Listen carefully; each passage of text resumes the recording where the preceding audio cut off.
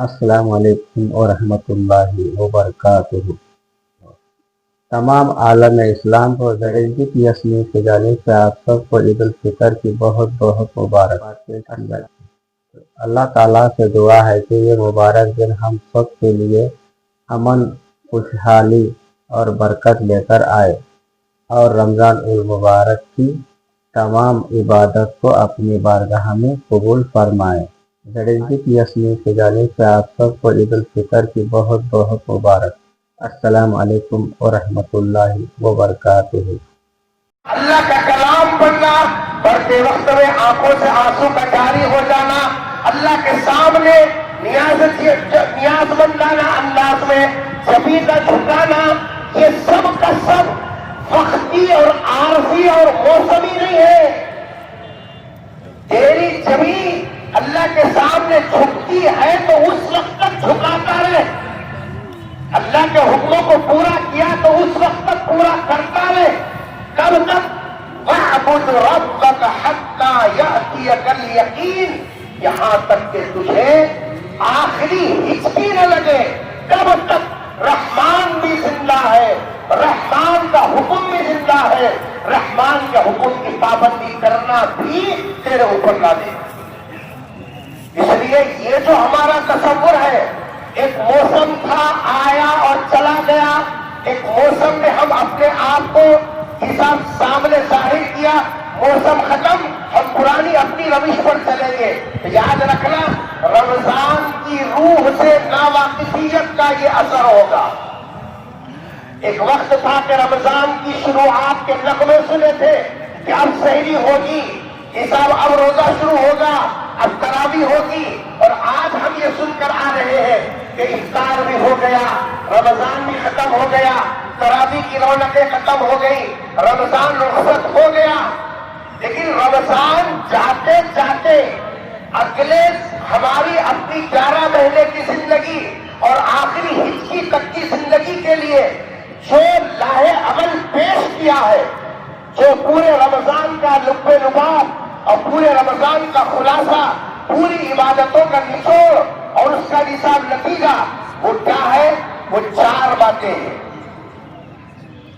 رمضان کی سوغات اصل میں یہ نہیں ہے کہ جسم پر نئے کپڑے سجا لیے جائیں، رمضان کی سوغات اصل یہ نہیں ہے کھانے پینے کے کچھ چیزیں تبدیل کر دیے جائیں، رمضان کی سوغات یہ نہیں ہے کہ آدمی ایک دوسرے سے اظہار خوشی کر لے۔ رمضان کی حقیقی سوغات یہ ہے کہ سب سے پہلے رمضان کے پورے مہینے میں جس عمل سے مسلمانوں کو اللہ تبارک و تعالیٰ نے گزارا ہے، اس کا پہلا پیغام، پہلا میسج جو آخری ہچکی تک ہم کو یاد رکھنا ہے، وہ یہ ہے کہ اللہ تبارک و تعالیٰ نے اس مہینے میں مجاہدہ، نفس کے ساتھ مجاہدہ کرنے کا حساب جو ہے حکم دیا اور اس کی تربیت کی کہ دیکھو تم نفس کے ساتھ خواہشات کے مقابلے میں اللہ کے حکم کو سامنے رکھ کر مجاہدہ کر سکتے ہو، کر سکتے ہو، کر سکتے ہو۔ اور ہم نے عملی طور پر کر کے بتایا۔ حلق سوکھ کر کانٹا ہو رہی تھی، لیکن مجال ہے پانی کا ایک گھونٹ حلق سے اتارے، ایک بھوک کی وجہ سے ہاتھوں پیر میں کپکپاہٹ آ رہی تھی، نقاہت کا اظہار ہو رہا تھا، بات زور سے نہیں کر سک رہے تھے، جسم کے اندر لڑکھڑاہٹ تھی، لیکن وہ سب برداشت تھا، وہ سب برداشت تھا، لیکن حساب کھانے کی طرف طبیعت مائل نہیں تھی۔ اور اپنے عمل سے ہم نے یہ بتلایا کہ ہم اللہ کا حکم آ جانے کے بعد اپنے نفس کی خواہشات کو، اپنے طبیعت کے آرام کو بازو رکھ سکتے ہیں، اللہ کے حکم کو ترجیح اور حساب اس کو مقدم رکھنا۔ یہ تربیت کرائی گئی پورا مہینہ، اور یہ بتایا گیا کہ اگر تم کو عید کی ان خوشیوں کو حاصل کرنا ہے تو اس کے لیے روزوں کے بھٹی سے جلتے ہوئے نکلنا اور اللہ کے دربار کی حاضری کے مجاہدے سے ہو کر گزرنا، تب جا کر آج یہ دن ہم کو نصیب ہوا۔ بالکل اسی طریقے سے رمضان جاتے جاتے امت مسلمہ کو یہ پیغام دے رہا ہے کہ دیکھو اگر ہماری اپنی زندگی میں اگر کوئی صالح انقلاب لانا چاہتے ہو، وہ نرم بستروں اور گدوں کے آرام پر نہیں ملتا، بلکہ مجاہدے کی بھٹی سے نکل کر حساب نفس کی کشمکش سے دوچار ہو کر آگے جو قوم بننا جانتی ہے وہ قوم انقلاب برپا کرتی ہے اور اپنی ایک تاریخ بناتی ہے۔ جس قوم کے اندر مجاہدہ کرنے کا، نفس کے خواہشات کو کچلنے کا اور حالات کے تصرف کو پڑھنے کا مزاج نہیں ہوتا، وہ کبھی انقلاب برپا نہیں کر سکتی، نہ کوئی تاریخ بنا سکتی۔ پہلا پیغام رمضان نے یہ دیا کہ مسلمانوں، اپنے نفس سے مجاہدہ کرنے کا جو 1 مہینے کا تم نے تربیتی نظام دیکھا، اس کو 11 مہینے تک چلاؤ۔ کیسے چلانا؟ آپ دیکھتے ہیں کہ جی صاحب رمضان کے اندر ان کے اوقات میں کھانا حلال تھا، ہمارے سامنے حلال پیسوں کا کھانا رکھا ہوا تھا، گھر کے اندر چیزیں تھی حلال پیسوں کی، حلال کمائی کی، گھر کے اندر بیوی تھی حلال راستے کی تھی، لیکن اس کے باوجود 1 مہینے تک حلال غذا، حلال پیشاب مشروبات اور حلال بیوی سے رکے رہے، اور رکنے کے بعد میں دنیا والوں کو یہ بتایا ہم اگر طے کر لیں اللہ کے حکم کو مقدم رکھ کر تو حلال چیزوں سے بھی بچنے کی کیپیسٹی ہمارے اندر ہے۔ اب اس کے بعد کا جملہ سنو، جب 1 مہینے تک ہم حلال کھانے سے، حلال مشروبات سے، حلال بیوی سے رکے تو کیا 11 مہینے وہ اعمال، وہ چیزیں، وہ غذائیں جو سال بھر کے لیے حرام ہے، سود کا مسئلہ ہو، رشوت کا مسئلہ ہو، غیبت کا مسئلہ ہو، حساب جو ہے کرکے پر کرانے کا مسئلہ ہو، کیا یہ تو سال بھر بھی حرام تھے؟ جب رمضان میں ہم حلال سے بچ سکتے ہیں تو کیا 11 مہینے حرام اعمال سے بچ نہیں سکتے؟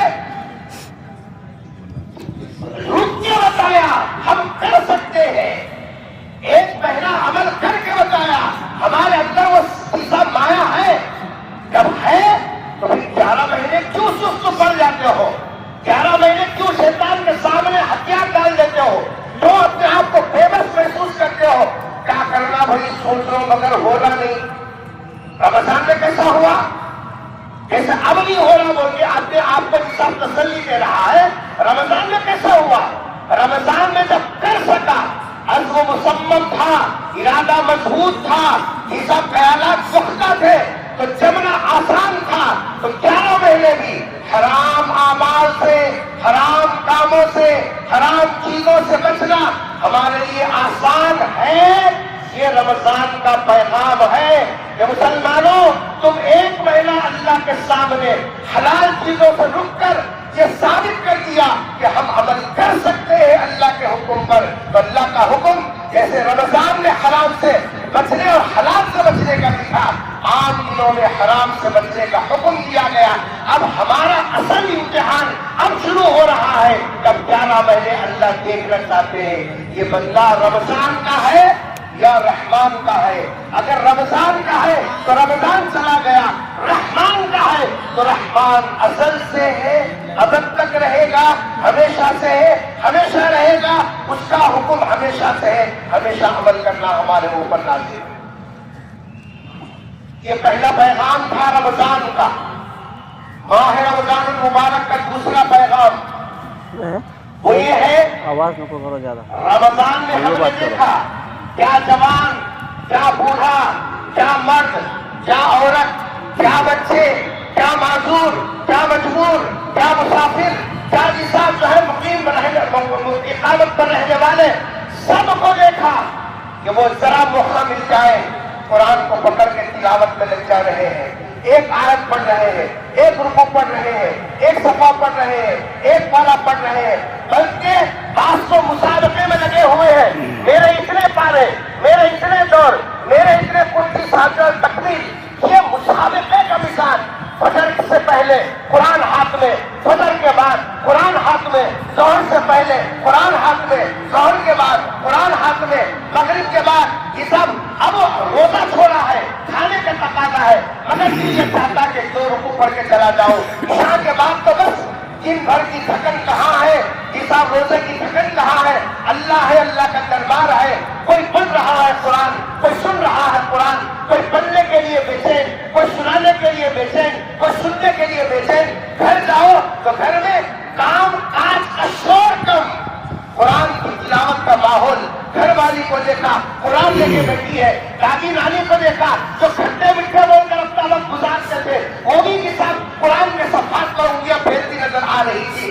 یہ پورا سماج اور معاشرہ مسلمانوں کا قرآن کے ساتھ ایسا اٹوٹ وابستہ ہو گیا تھا، یوں محسوس ہو رہا تھا زندگی قرآن کے بغیر ہماری ادھوری بلکہ بے روح ہماری زندگی ہے.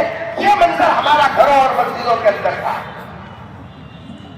لیکن کے بعد جو بات ہے انتہائی کڑوی ہے. لیکن جہاں چاند کا دیدار ہو گیا، جہاں رمضان کے اختتام کا اعلان ہو گیا، تو وہی جی صاحب آوازیں اڑ گئی کہ جی صاحب چلو قرآن کا مہینہ تو چلا گیا، اس کو ہم نے پھر سے جزدانوں کی سیرت بنا کر، شیلفوں کی سیرت بنا کر اس کو اٹھا کر جی صاحب جائے شیلفوں میں رکھ دیا، سجا دیا اور کہہ دیا کہ تجھے بھی سلام ہے. پھر سال جب آئے گا، رمضان کا چاند نظر آئے گا، پھر دیکھا جائے گا تیری خیر خیریت ہم پوچھیں گے.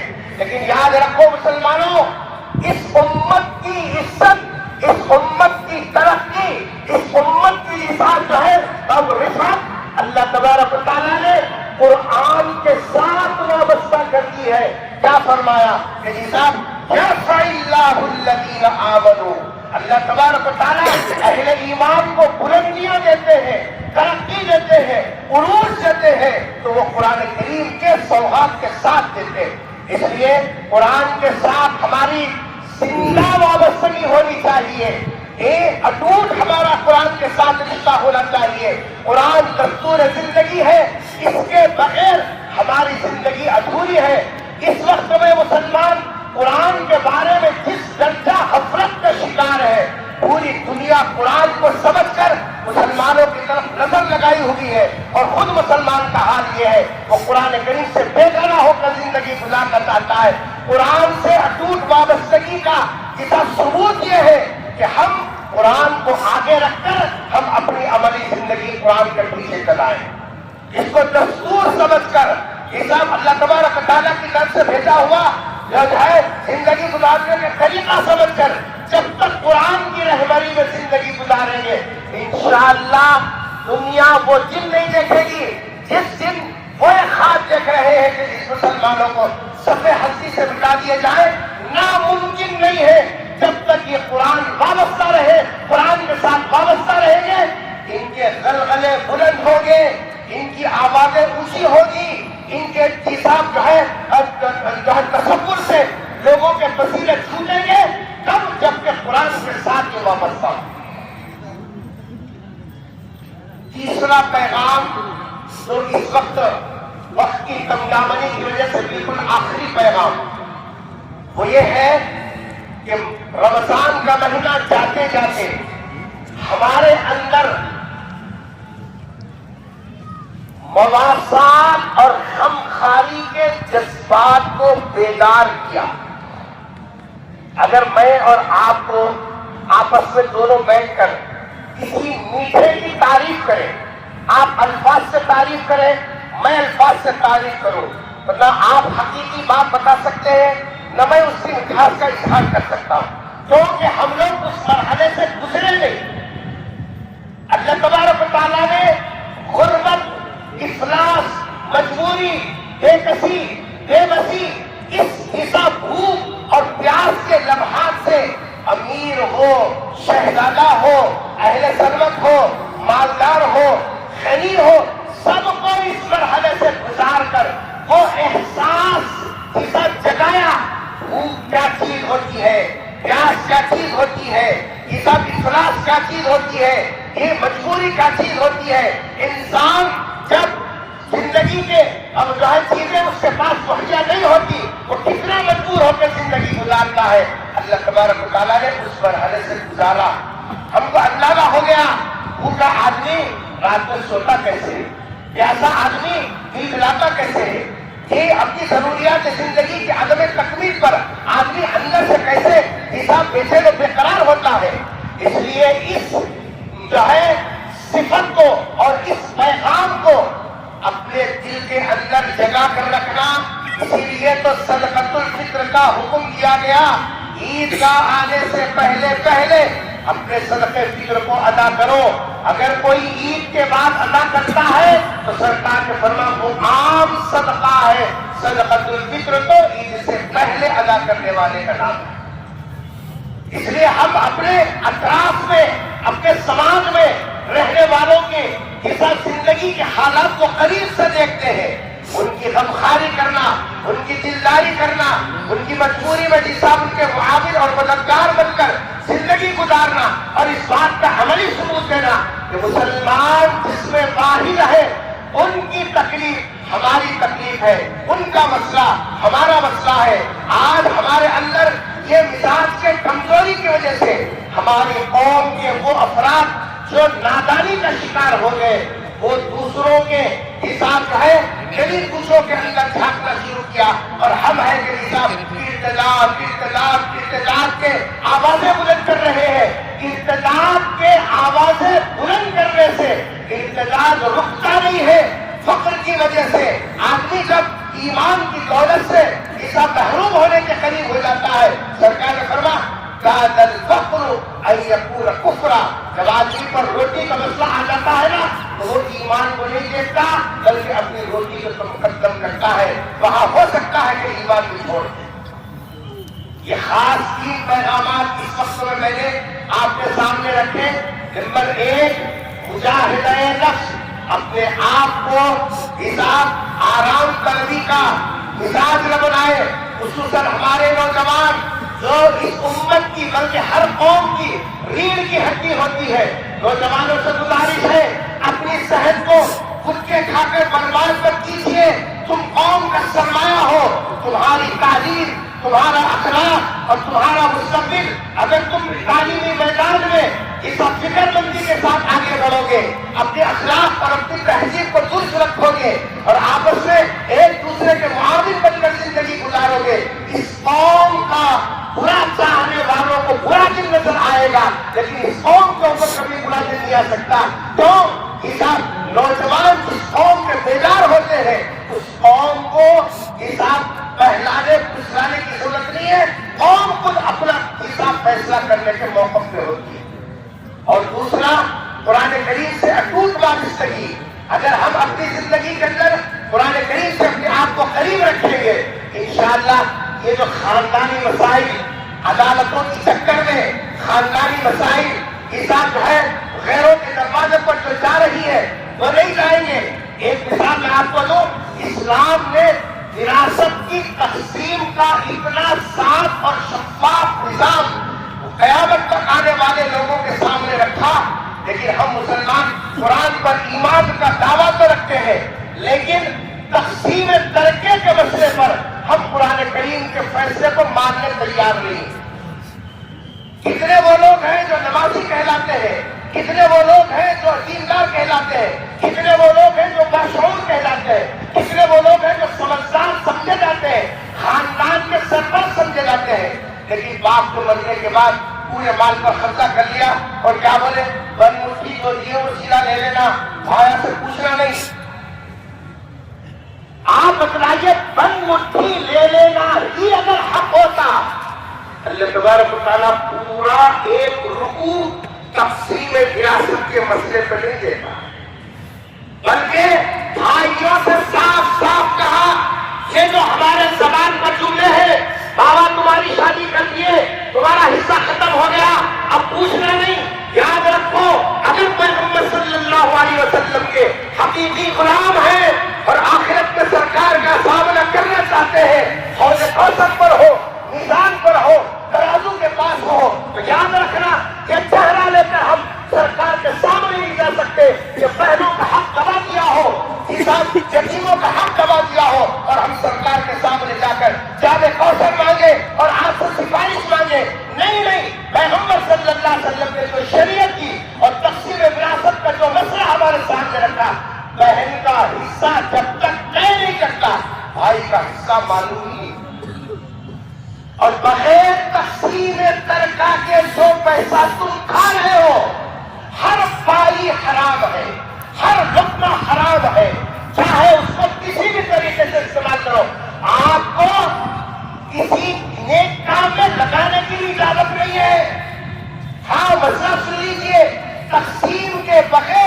وہ پیسہ کسی ایک کام میں بھی نہیں لگا سکتے، اس واسطے کہ اس کے اندر اب مرحوم کے ورثاء کا حق وابستہ ہو گیا، اور یہ اللہ کی طرف سے طے کردہ نظام ہے۔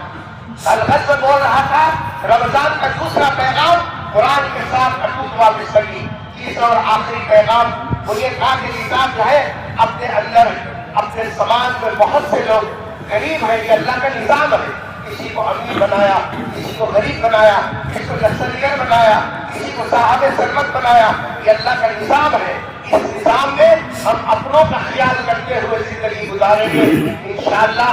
سرکار دو جہاں صلی اللہ علیہ وسلم کے سامنے ان اعمال کی نورانیت اور اس کی برکت سے سرخروئی نصیب ہوگی۔ دعا فرمائیے اللہ تبارک و تعالیٰ ہم سب کو اس پیغام عید الفطر کو سمجھنے اور اس پر عمل کرنے کی توفیق نصیب فرمائے۔ کیونکہ 9 بجے کا وقت ہے، بہت زیادہ اور باتیں بھی ہیں، یہ میں نے اپنی گفتگو کو مکمل کر دیا ہے۔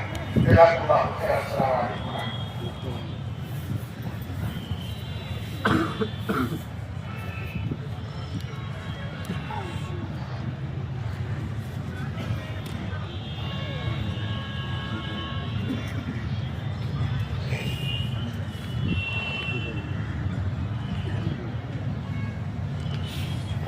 جو حضرات درمیان میں جگہ چھوڑ کر بیٹھے ہیں اور وہ یہ سمجھ رہے ہیں کہ ہماری نماز چھاؤں میں ہوگی، اب یہ فیصلہ کرو کہ آپ عرش کے سائے میں آخرت میں حصہ پانا چاہتے ہیں یا یہاں کے جھاڑ کے نیچے کے سائے میں نماز ادا کرنا چاہتے ہیں، یہ طے کر لو۔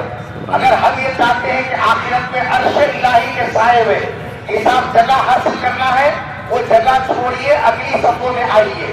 نماز کی تکمیل صفوں کی حساب پر کرنے اور مکمل کرنے میں ہے، اس لیے جو حضرات یہ سمجھ رہے ہیں کہ ہم پیچھے جگہ پکڑ لیے ہیں اور درمیان میں سپان حساب خالی ہے جگہ، امام کے ساتھ آپ کی نماز اس وقت تک مکمل نہیں ہوگی اور آپ کی ابتدا مکمل نہیں ہوگی جب تک کہ سب حساب مربوط نہ ہو۔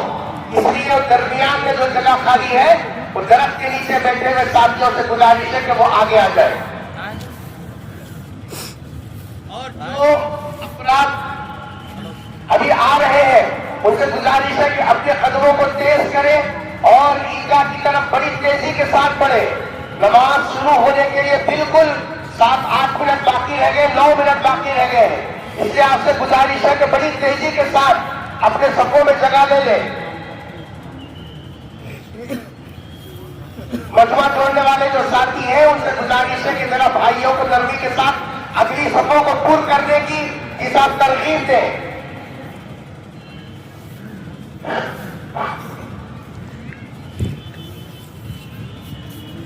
اس سلسلے میں ایک دو اعلانات کے بارے میں بھی مجھے کہا گیا تھا، لیکن میں سمجھتا ہوں کہ وہ ایک تو SIR کے بارے میں جو ہے شعور بیداری کے بارے میں گفتگو کی جائے، چونکہ وہ ایک فنی اور قانونی گفتگو ہے، وہ اہل قانون ہی بات کریں تو اس سلسلے میں بہتر ہے۔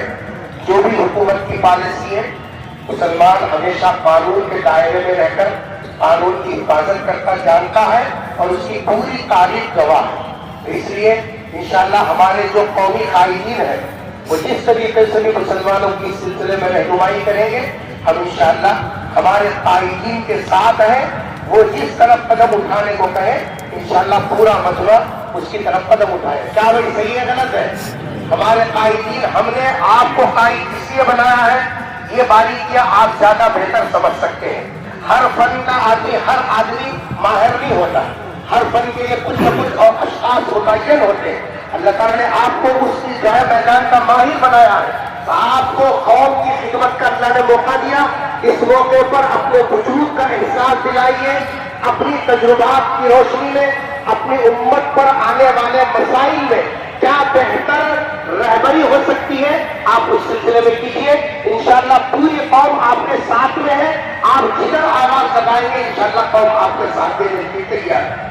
دوسرا اعلان اس سلسلے میں یہ کیا گیا تھا کہ امید پورٹل کا جو نظام ہمارا کئی مہینوں سے چل رہا ہے، تقریباً 1 سال کے عرصہ بھی حساب قریب ہوا ہے، اس کی تاریخ کا پھر اضافہ ہوا، 31 مارچ تک اس کا حساب اندراج کا ابھی وقت آگے کیا گیا، کیونکہ بہت سے ہمارے مساجد اور مدارس اور قبرستان اور خانقاہیں اور ضلع یہ جو زمینات ہیں ان کے اندراج کے بارے میں صحیح شعور نہ ہونے کی وجہ سے ابھی وہ کام آدھے سے زیادہ تک بھی مکمل نہیں ہوا.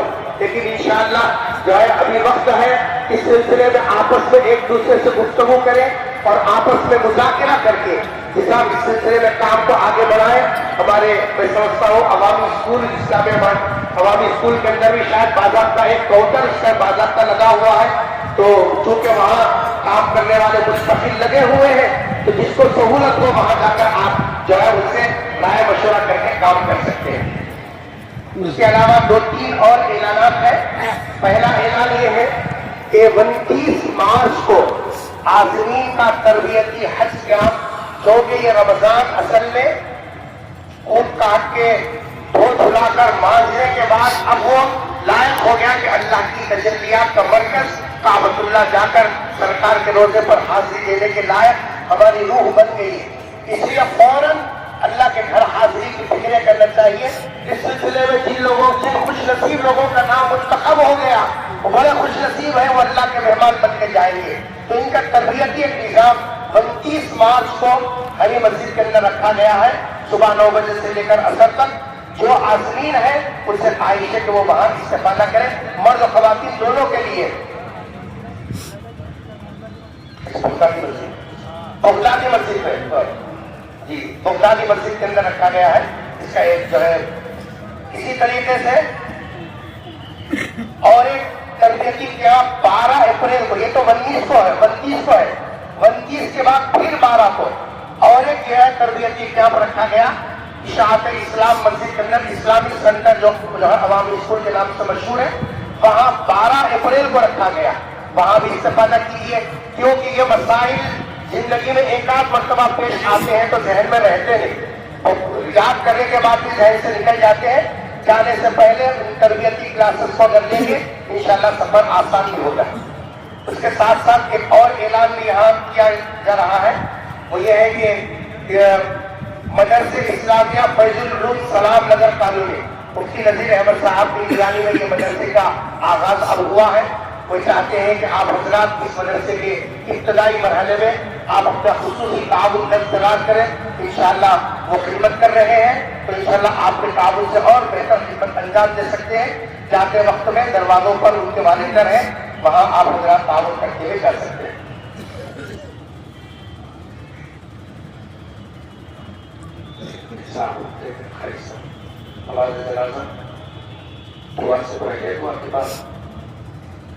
حضرت یہ بولے اس جگہ کے وہ ہے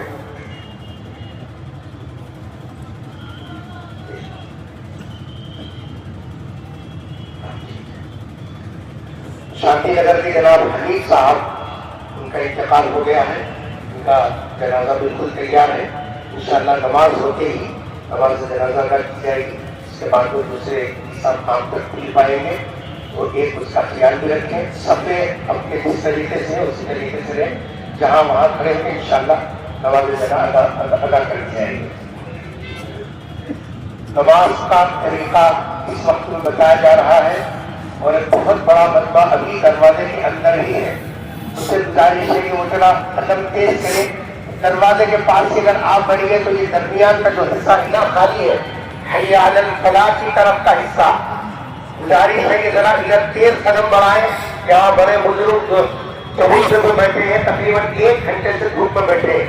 یہ وقت پر آنے والوں کا بھی خیال کرنا چاہیے تاکہ یہ بہت وقت سے پہلے آ کر اس مجلس کے آغاز کی برکتیں حاصل کی ہے. تو ہم دیر سے آنے والوں کا فرض بنتا ہے وقت پہ آنے والوں کی رعایت کریں اور بڑی تیزی کے ساتھ اپنے صفوں میں جگہ لے لیں. بیٹھ جاؤ بھائی, آپ لوگ کیوں بیٹھے؟ نماز کا طریقہ سن لیجیے. نماز عید الفطر 6 زائد تکبیرات کے ساتھ ادا کی جاتی ہے. یہ تکبیرات واجب تکبیرات کہلاتے ہیں. نماز کا تو عام طریقہ جیسے ہم نماز پڑھتے ہیں وہی نماز کا طریقہ ہے اور اس کے اندر جو تسبیحات ہیں وہ بھی وہی ہے. ثنا بھی وہی ہے, سورہ فاتحہ بھی وہی ہے, سب سورہ بھی وہی ہے, رکوع, سجدہ, تحیات, دعا, درود شریف दुआ में तस्बीहात कुछ नहीं बदले इसके अंदर, आम नमाजों जैसी। सिर्फ इसके अंदर जायद तकबीरात की एक जगह है, बस वो जगह को जहन में रखना। उमूमन रकात बांधने के बाद हम लोग मेराज में पहुंच जाते हैं तो जहन में नहीं रहता कि हाथ बांधना है, हाथ छोड़ना है, तो वो आजू बाजू देख के मुकम्मल करते हैं। तो इसलिए वो एहसास दिलाने के लिए, इस्तेहजार के लिए बताया जाता, मतलब सबको मालूम।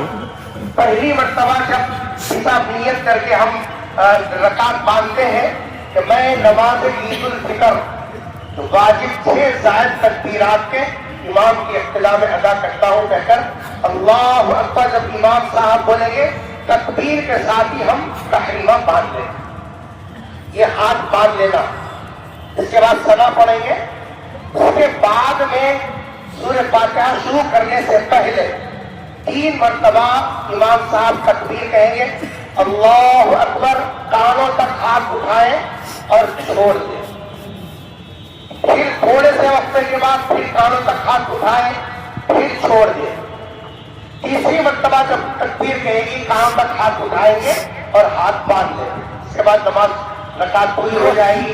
दूसरी रकात के लिए उठेंगे, दूसरी रकात की हिस्सा मुकम्मल होगी। रुकू में जाने से पहले फिर शायद 3 तकबीरात कहे जाएंगे। पहली मर्तबा तकबीर कहेंगे, हाथ उठाएंगे और सब हाथ छोड़ देंगे।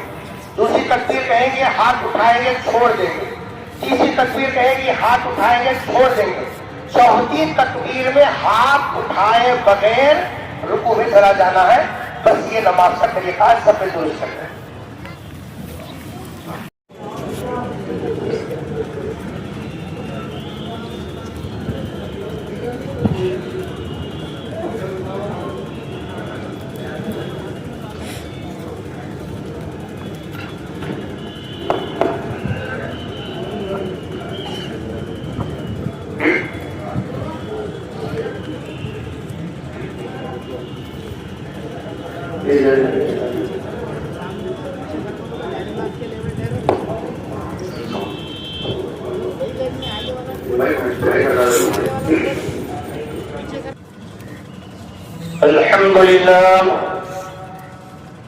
الحمد لله والعزة لله والعظمة لله والقدرة لله سبحان الله. الله أكبر الله أكبر لا إله إلا الله والله أكبر الله أكبر ولله الحمد. سبحان من شرع صدور الصائمين بإشراق أنوار المعرفة والإيمان ونور قلوب المصلين بنور الهداية والعرفان وبشر المؤمنين بعابدين الجنان وفتح على الصائمين أبواب البركة والرحمة والرضوان. الله أكبر الله أكبر لا إله إلا الله والله أكبر الله أكبر ولله الحمد. سبحان من أنزل الفرقان في أشرف الليلة من الليالي شهر رمضان وجعل قيامها خيرا من 1000 شهر من الدهور والأزمان وأرسل فيها الملائكة تبليغ سلام على كافة أهل الحق والإيقان وغفر لك بكمال الكرم والإحسان جميع الكبائر والعصيان.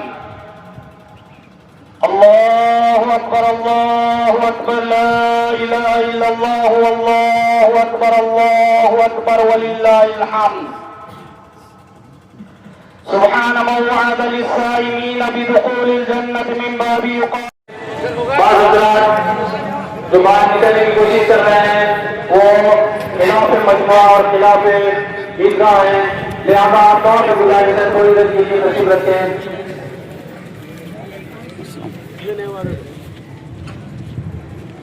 سلیم بھائی وہاں آدھا ہونے کے بعد ادھر جاؤ.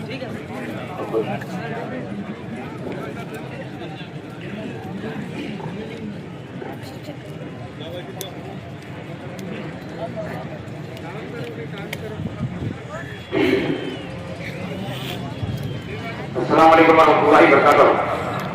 عیدگاہ تھوڑی رہنے سے عید الفطر کی موقع پر عید کی صاف صفائی کا بہترین انتظام کرنے پر منسپل چیئرمین اور منسپل کمشنر صاحب اور پہلوی صاحب اور خواجہ صاحب کا تہہ دل سے شکریہ ادا کرتا ہوں. اس طرح پولیس ڈپارٹمنٹ ایس آئی صاحب بی ایس پی صاحب سی آئی صاحب کو بھی دل کی گہرائی سے مبارکباد پیش کرتا ہوں. اللہ تعالیٰ نے صحت اور طاقت اخلاص کے ساتھ اپنے فرائض کو انجام دینے کی پوری ثقافت ان کے ذریعے ہندوستان کی ترقی امن اور بھائی چارہ کی مزید مضبوط بنے اور ہندو کے بحران سے شکریہ ادا کرتا ہوں. ہر محلے نوجوانوں کو بھی شکریہ ادا کرتا ہوں. انہوں نے اپنا تعاون دیا ہے کمیٹی کا اور چھوٹی سی بات کر کے میں آپ کو لے لوں گا. نوٹ زندگی خوبصورت ہے. ایک دن ایک منٹ ایک گھنٹہ آپ کی پوری زندگی میں دوبارہ نہیں آئے گا. اسی لیے لڑائی جھگڑے اور غصے میں پرہیز کے لیے ہر شخص ہر پیار سے بات کرنے سے بتا فرمائے اور ایک دوسرے کی عزت کرنے سے فرمائے.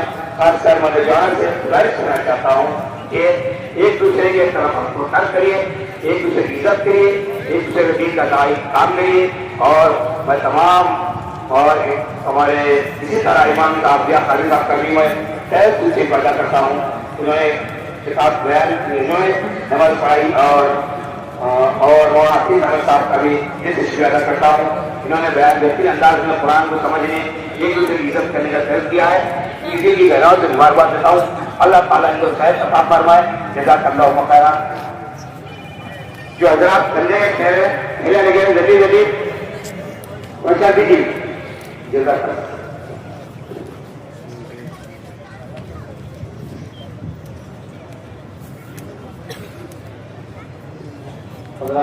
تھوڑی سی تصویر کے انشاءاللہ دعا ہوگی. محمد عبد الحبیب صاحب پٹنوئی کی جانب سے 500 روپے 551 روپے چندہ دیا جائے. اگر کوئی حضرات ایسا دکھانا چاہتے ہیں تو دکھا دیجیے تاکہ یہاں کے انتظامات بہتر سے بہتر کر سکیں.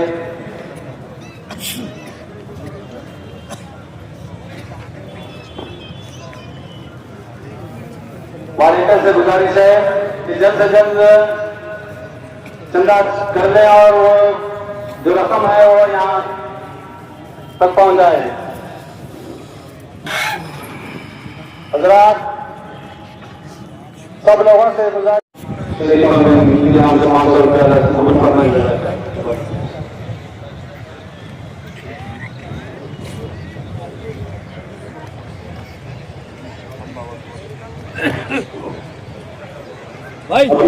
صاحب مرحوم کے نام پر 1000 روپے اللہ قبول فرمائے.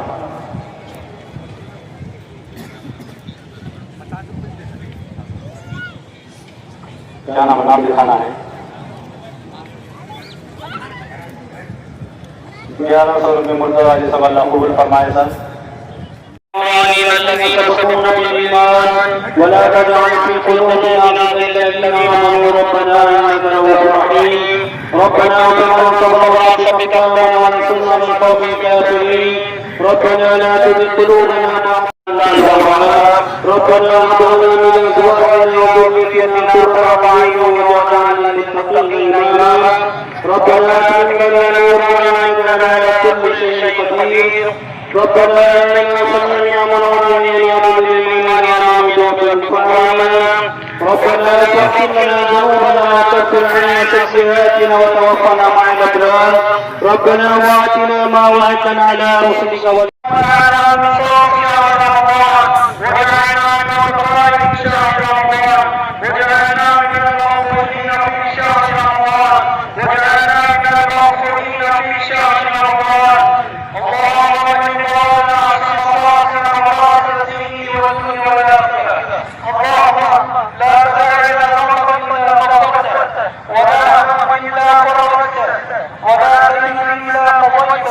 ولا مريضا الا شفيته ولا ضالا الا عافيته ولا عينا الا عافيته ولا حاجه من حوائج الا يسرها يا رب العالمين. اللهم انا نسالك عيشه بقيه وميتا سبيه ومرضا غير مرض ولا باطل. اللهم لا تهلكنا بغيا ولا تعقلنا غفله ولا تعجلنا حقا ولا وصيه. اللهم انا نسالك العفو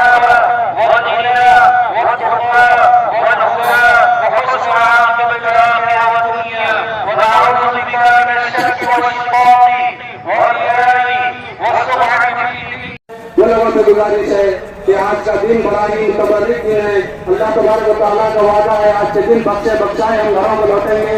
तो लिहाजा आप लोगों से गुजारिश है कि थोड़ी सी देर सब्र करें और बैठे रहें।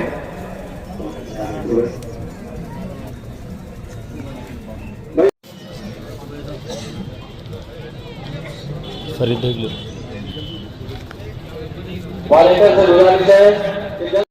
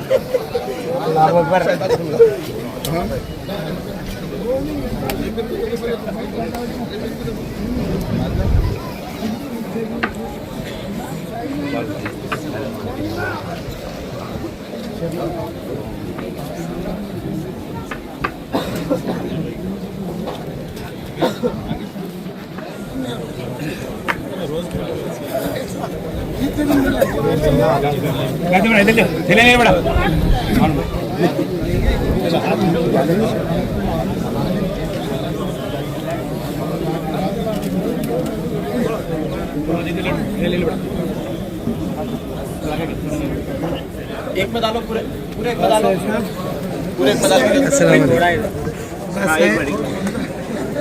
निकाल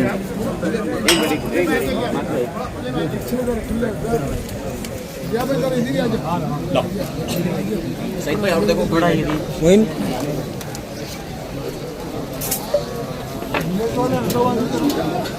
ये अंदर आगे वाले हट जाओ वहां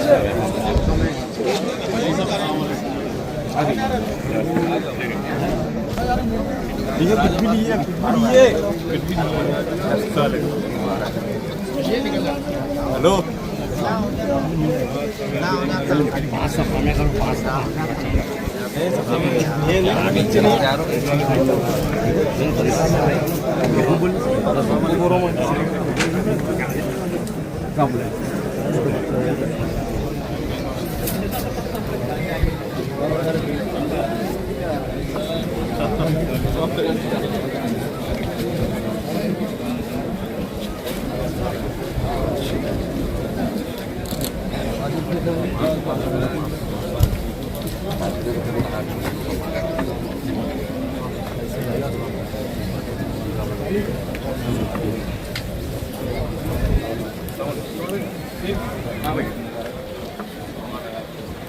हेलो मोइन हाँ क्यों वापस तेरा ये मेरे में बाकी एक मिनट बैठ जाओ भाई ले लो भाई ये गिरा दो अंदर दे दो सेम बाहर नहीं करेंगे फिर 10 कर दो सेम नहीं है देख लो पूरे कर दो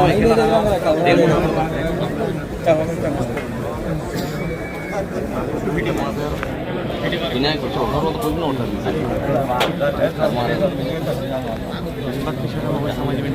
पटेल को बोला खाजा को बोला हमारे पुलिस वाला क्या है दिख रहा है हाँ ना हाफिज़ मिलेगा एक महीना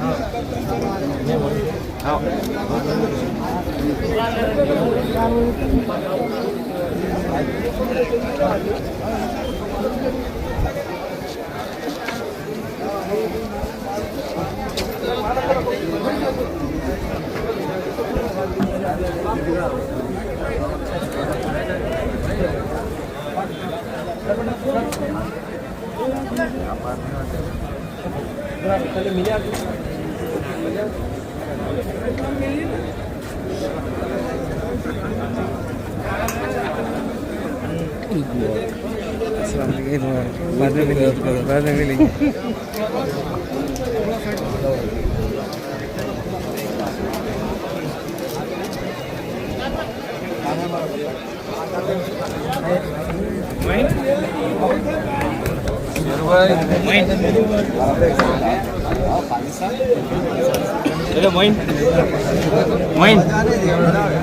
معین یہ لے لے. معین کو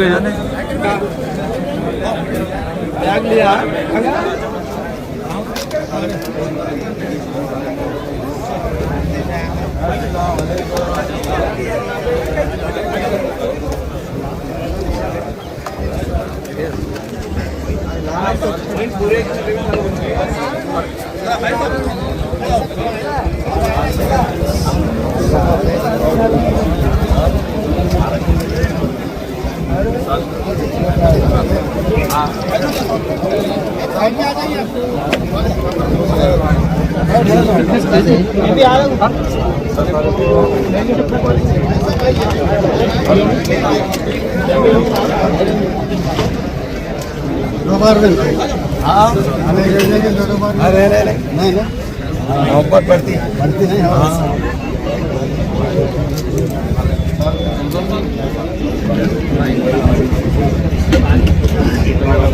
ہاں اللہ کا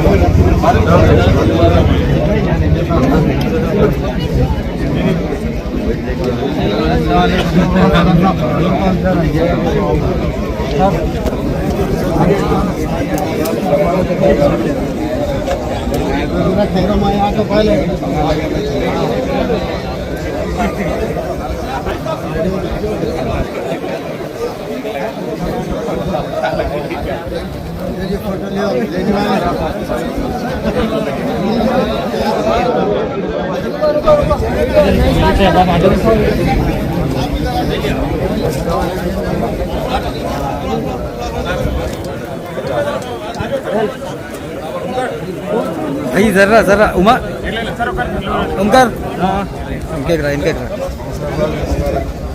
پیچھے آ جاؤ گے.